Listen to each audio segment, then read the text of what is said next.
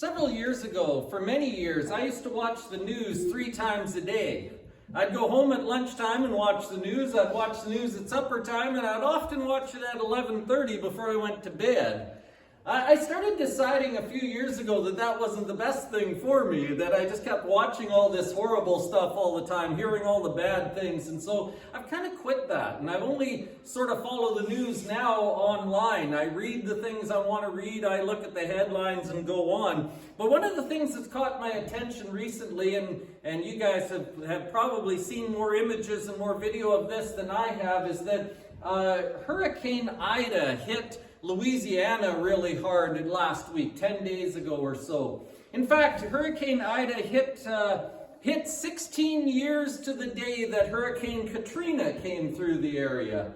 And it was just amazing. I mean, if you've seen any of the video of it or any of the pictures, you will know the devastation that this hurricane brought. 150 mile an hour winds. It was a Category 4 hurricane.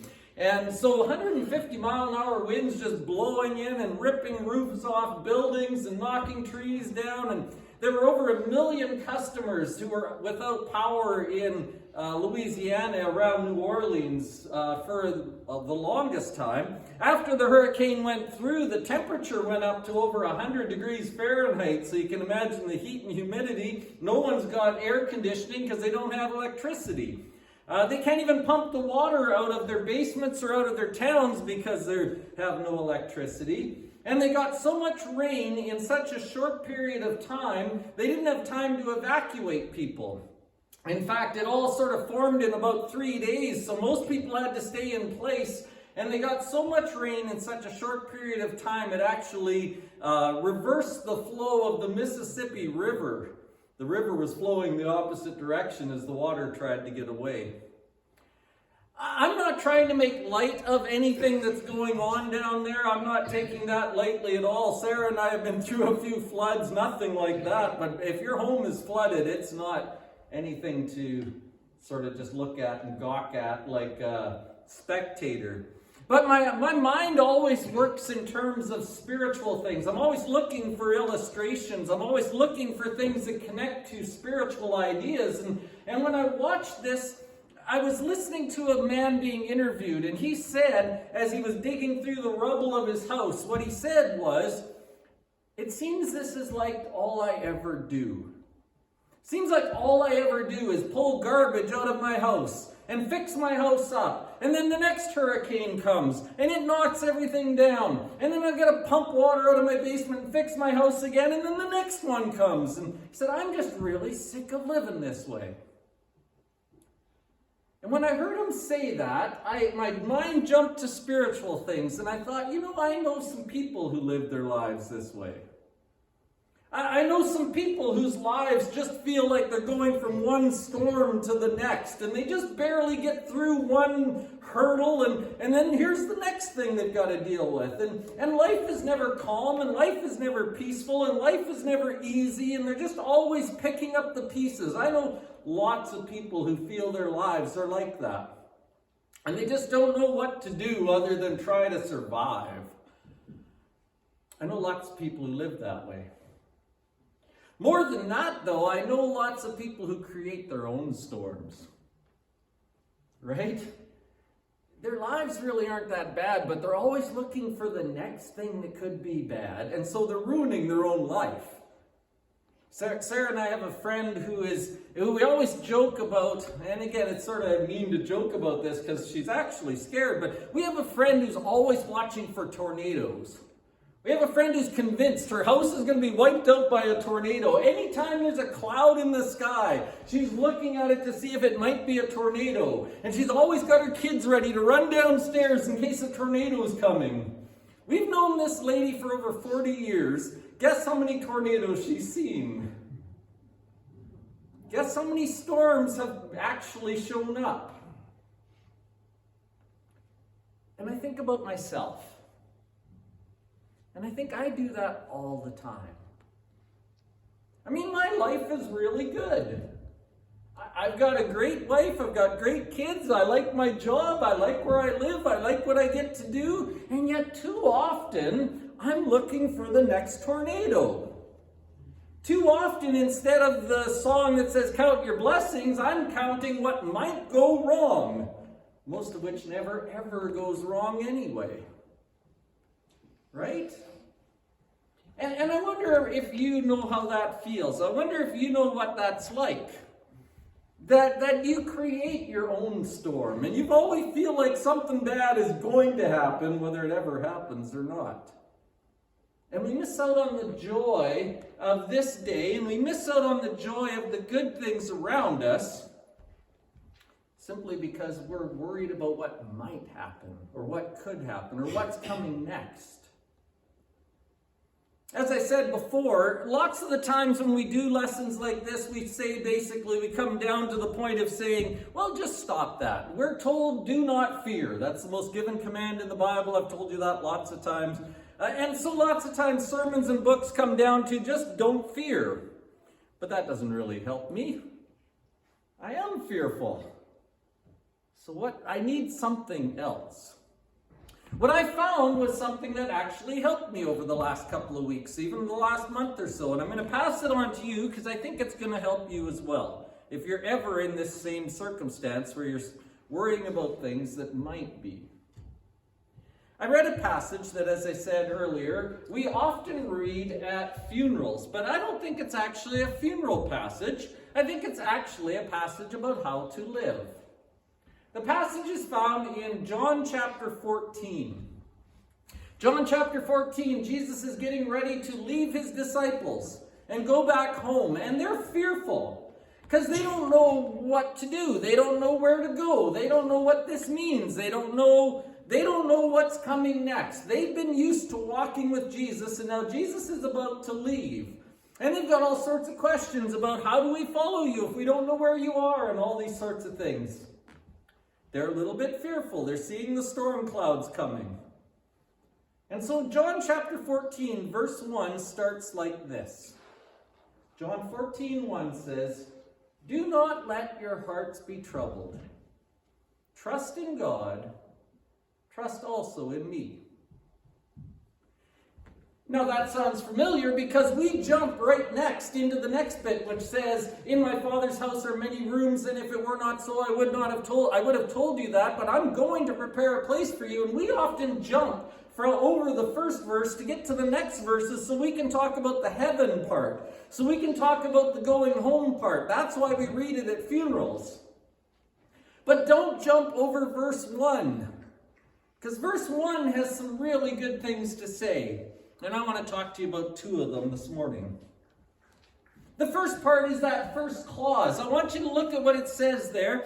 Do not let your hearts be troubled. I want you to underline the word let. Do not let your heart be troubled. That's a choice, Jesus says. You are letting yourself be upset. You are letting yourself dream about bad things. You're allowing this. And I recognize that in myself. I said that already, that I understand that's exactly what I do. I let myself dream about all the horrible things that could happen. I'm allowing it. Now let me throw in a disclaimer here right away, just really quick. Let me say I clearly understand that there are things like clinical depression, clinical anxiety, things you can't do anything about. I understand that, and that's not what I'm talking about today. If that is your issue, then maybe you need counseling, medication, other sorts of help. But for most of us, the anxiety we go through is self-imposed. For most of us, it is self-imagined. We are allowing it. We are letting it take control of our lives. And I realize that I need to make a different choice. I need to let something else happen when Jesus says, "Do not let your heart be troubled." A couple of weeks ago out at the Speedway, guys were racing, things were going on, and I'm looking into corner one, and this car goes into the corner, and another car hits them, and the first car that went into the corner slides sideways, digs his tires into the ground, and rolls his car a couple of times, doing about 60 miles an hour. He barrel rolls his car. When a car rolls out at the speedway, we stop everything. Everything immediately stops, and we put out a red flag, and we stop all the cars, and everybody races over to the guy who rolled his car, because he might be on fire, he might be hurt, it could be a bad situation, right? So this guy rolls his car over in corner 1, which from me to that car is maybe from me to the end of the building over there. So we get all the cars stopped, and I start running to this guy's car. And as I'm running to his car, the tow truck drivers are driving over there. And as they're driving over, the fire truck guys turn on their sirens and they race over there. And we get over there, and the fire guys are lifting the hood of the car looking for fire, and the tow truck guys are making sure no gas has been spilled, and I'm over there picking up parts and moving things so people can get around, and it's just this frantic scene of people just running all over the place because this guy has had this horrible thing happen. And as I'm picking up parts, and as everybody's sort of frantically running around, I turn around, and there at the car is the paramedic from the ambulance. And the paramedic from the ambulance is leaning in the car like this, and just calmly talking to the driver, asking him if his head hurts, asking him if he can move his hands. Do you feel sore anywhere? Do you think you can get out of the car? And it was just such a strange thing, because everybody else was going, ah! And here was this girl just sitting there saying, are you okay? Is everything fine? Can I help you? And I thought, I want to be the paramedic. I want to be the girl who walks in and says, are you okay? I can help you. I know some stuff. The reason she was calm and the rest of us were freaking out is because she knew what to do. She had some training. She had some knowledge. She was used to being there. She'd been trained not to panic. And because she wasn't panicking, the driver doesn't panic, things work out better. If I'm the first one to the window and I'm screaming at them, are you okay? You're just, oh, you rolled your car. That's probably not going to help things, right? I need to be the paramedic. I need to be the calm one in the situation, which if anyone knows me, that's not been my role normally. I'm not normally the calm one, but I want to be. I want that to be who I am. Let me ask you this. How many times in Scripture do you see Jesus panicking? Somebody answer the question. How many times does Jesus panic? Before you answer that, think about this. How many times do his disciples panic? The disciples are always wringing their hands. Peter's always saying, you can't go to Jerusalem, you're going to die. And Jesus says, get behind me, Satan, this is what we're doing. Right? The disciples are always saying, it's Philip who says right in this passage, a few verses down, says, how do we know where to find you? We don't know where to go. Jesus says, I'm the way, the truth, and the life. The disciples were always worried. They were ready to fight. Jesus is never frantic because he knows something. He knows his Father's in charge. He knows he's doing what he's supposed to do. He knows it's going to be okay. And I want to be like that. Even at his trial and his crucifixion, Jesus wasn't panicked. In fact, as a sheep before the shearer, he didn't even argue. He didn't even fight. He didn't even... Jesus is the calm one in the picture. And I think Jesus is the calm one in the picture because he understands the second part of this passage. He's going to trust in God. And here's the issue. And this is my confession to you this morning. My trust in God is not big enough most of the time. The reason I worry, the reason I fret, the reason I dream all these things that might go wrong that probably don't, the reason I imagine the future being horrible is because I don't trust God enough. That's really the bottom line, isn't it? If I did trust God enough, if I did really believe that God cares about me and is looking after me and has my future mapped out and has good things for me and really wants the best for me, if I really did believe that, would I ever wring my hands about what might happen next? Would I ever wring my hands about the future of the church if I really believed that God was looking after us? Would I ever wring my hands and say, this is not going to be any good when God said He's working for our good? The bottom line is not that I am thinking the wrong things about the future. The bottom line is that I'm thinking the wrong thing about God. I don't really think He's here. I don't really think He's looking after me. I don't really think He cares. I don't really think He's helping me. I don't really think He does anything. So therefore I worry. But Jesus says, don't let your hearts be troubled. Instead, actually trust God. That's going to be the difference. If God is actually involved, then that changes our thinking, and that changes the way we see things. And in fact, that's actually what Jesus teaches over and over and over again. This next passage we could have found in the Sermon on the Mount in Matthew. We're actually going to look at it from Luke chapter 12, if you want to go there. Luke chapter 12, Jesus says some really incredible things. And again, this is one of those passages that I wish I could wipe your mind clean so you'd never heard this before, and then allow you to hear it for the first time. Because I think if you heard this passage for the first time, you would be shocked by what it said. It would change the way you saw everything if you heard it just now for the first time. Luke chapter 12, verse 22 says, Jesus says to His disciples, "Therefore, I tell you, do not worry about your life." First thing I want you to notice is Jesus commands, He even pleads. I don't even think saying it's a commandment is a good thing, because then again, a commandment says, well, just stop, and you just can't stop. So Jesus doesn't command us. Think about Jesus pleading. Don't worry. I'm in charge. It's okay. That's what He's saying. It's like a father saying to their child, or a mother saying to their child, it's going to be okay. He's just begging you to say, stop worrying. I've got it. You don't have to be scared.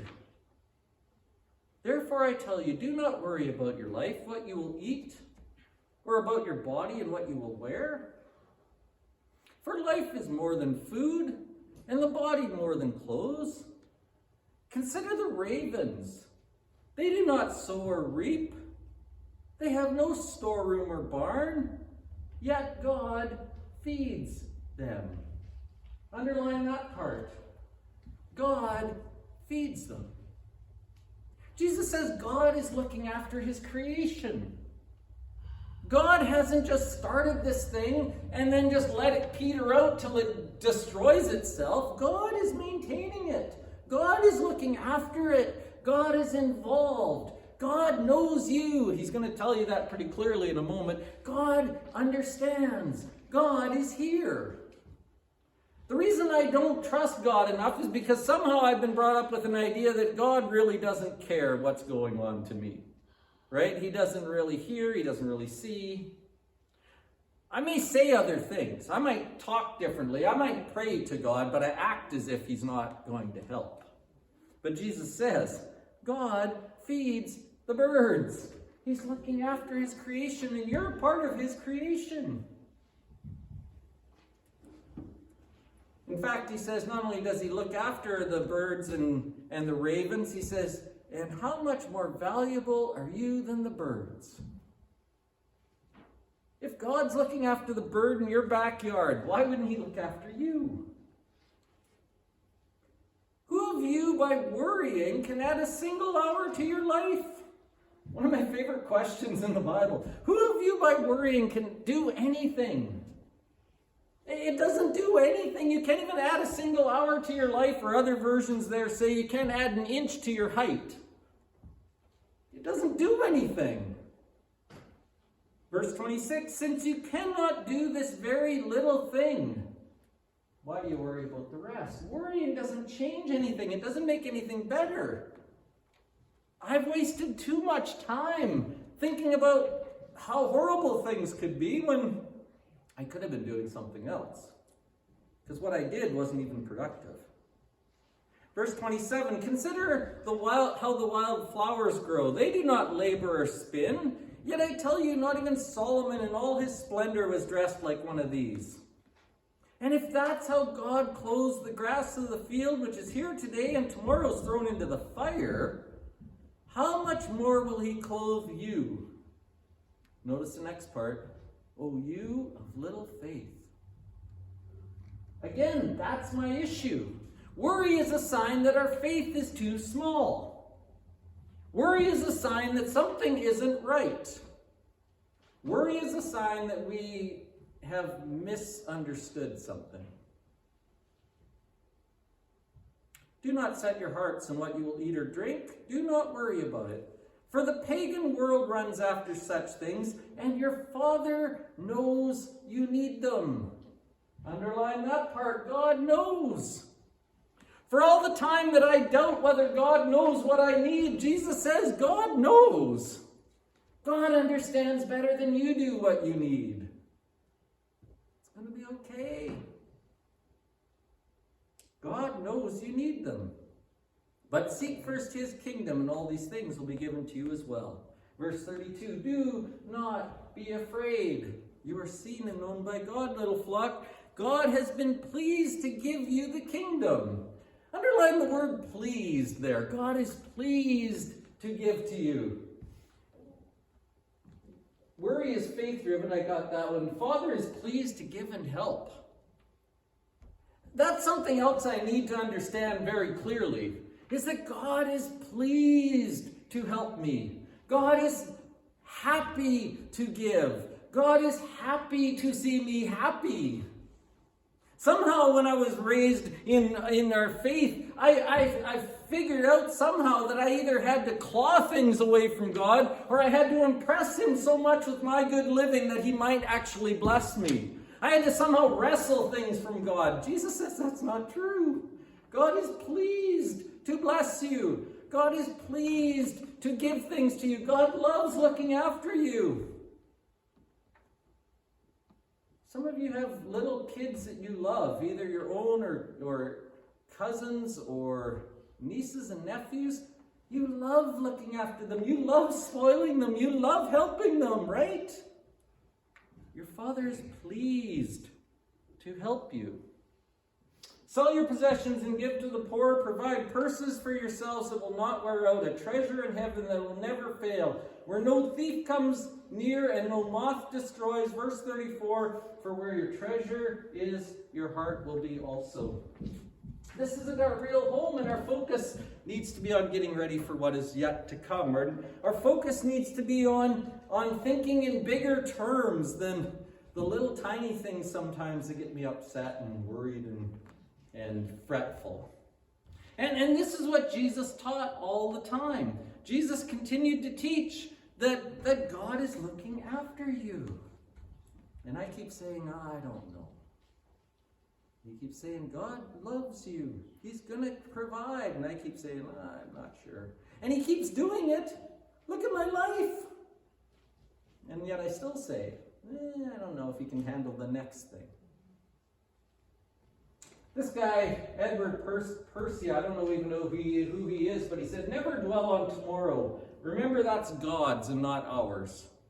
That's not advice saying don't think about what's going to happen tomorrow. Don't plan to pay your power bill. But it is saying stop fretting about everything.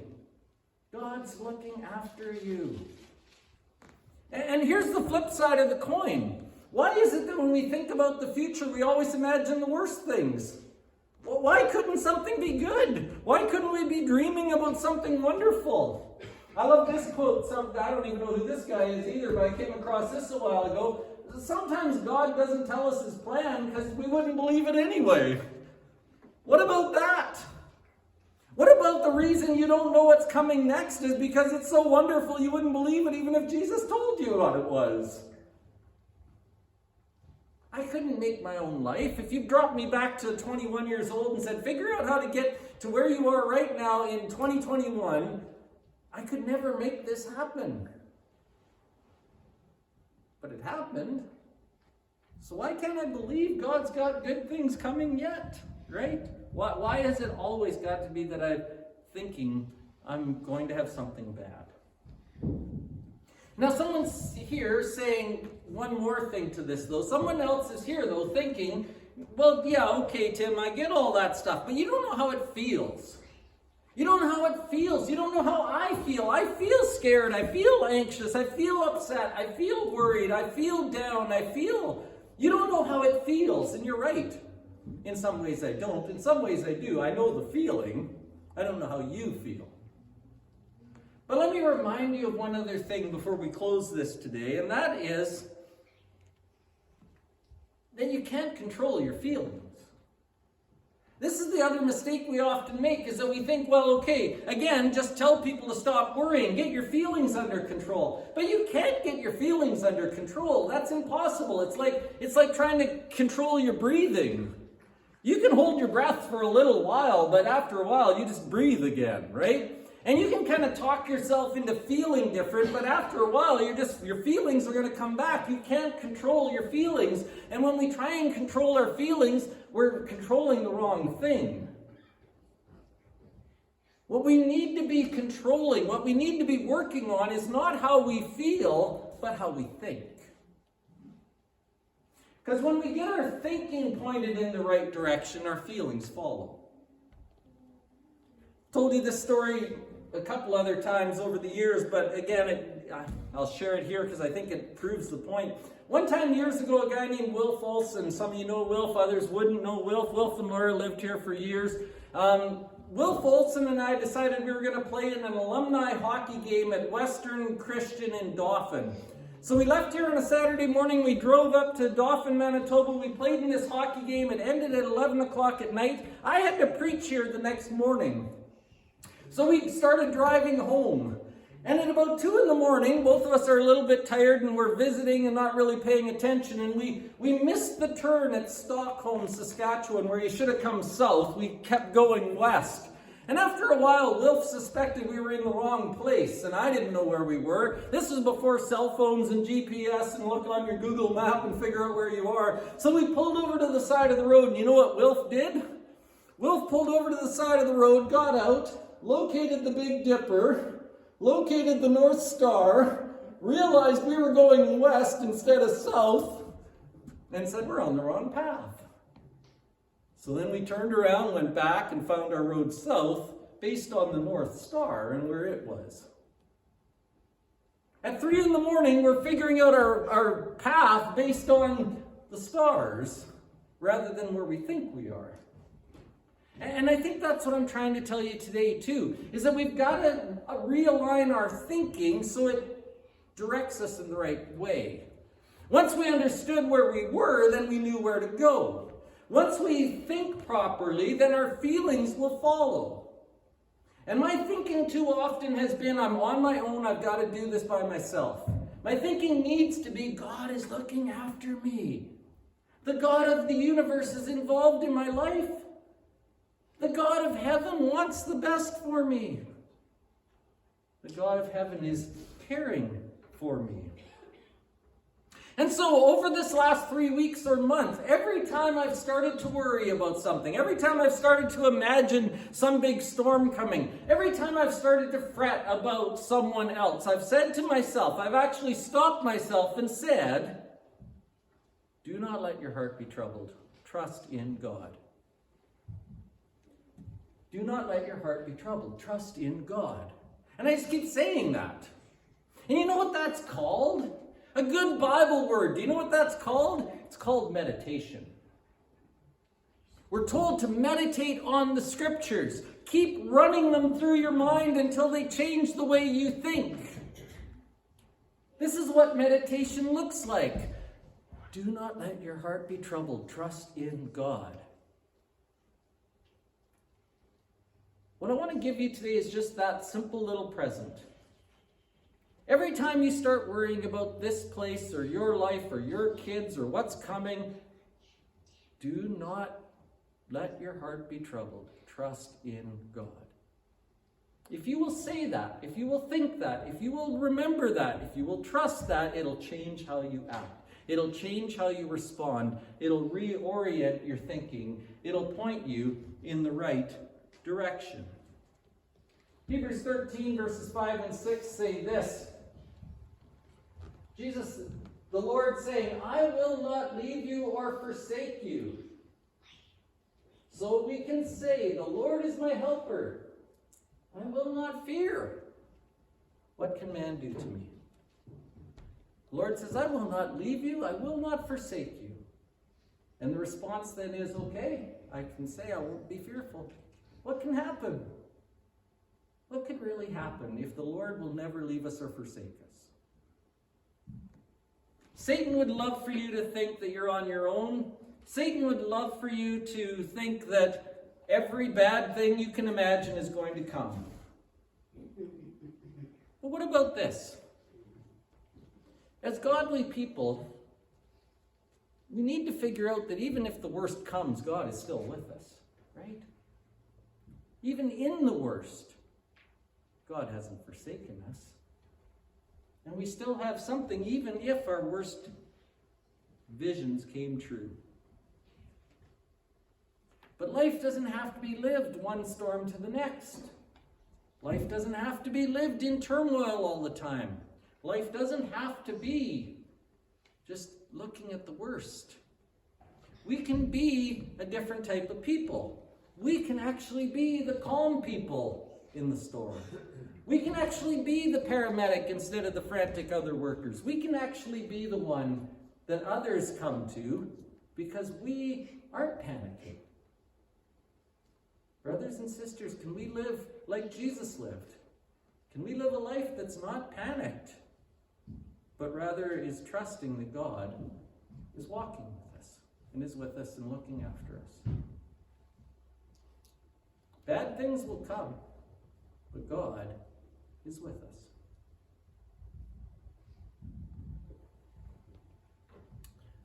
Leading into the Lord's table, if you have your supplies for that. If you didn't get these, you can jump up and grab them. They're just on the back table back there. I think I said this a couple of weeks ago, but let me reiterate this. Let me say this again.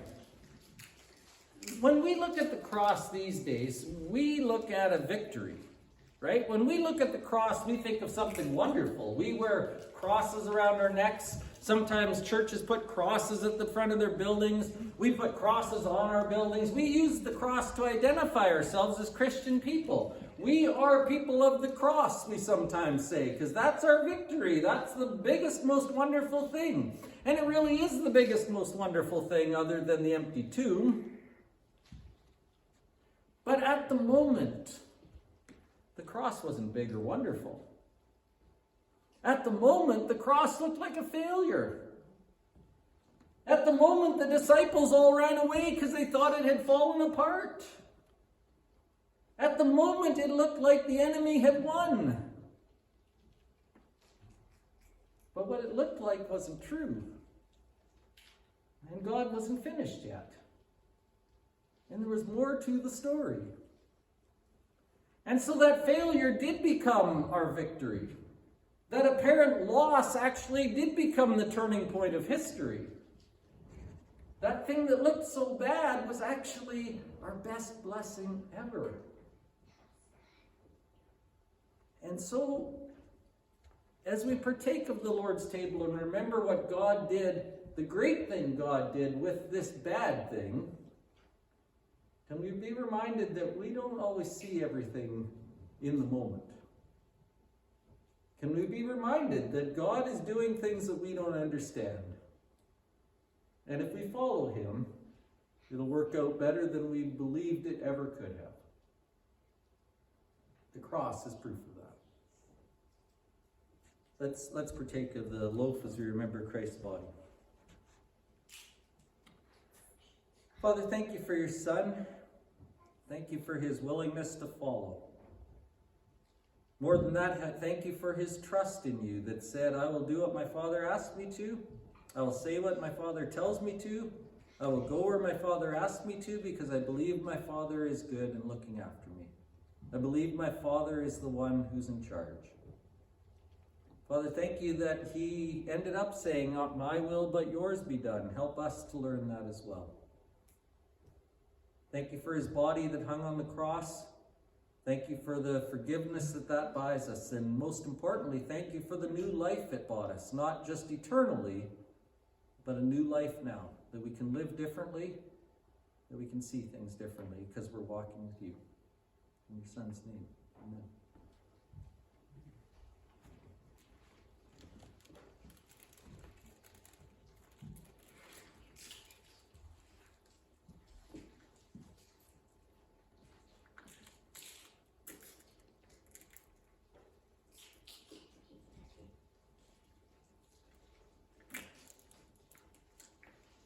Father, for the blood of your Son, we are grateful. We are grateful that it washes our sins away. We're grateful that we get to start again when we fail. We're grateful that it allows us to be renewed. Father, help us to value and see that renewal today, and help us to trust that renewal each and every day as we continue to follow. Help us to be yours in a way that we are not yet. Help us to walk closer to you in your Son's name. Amen.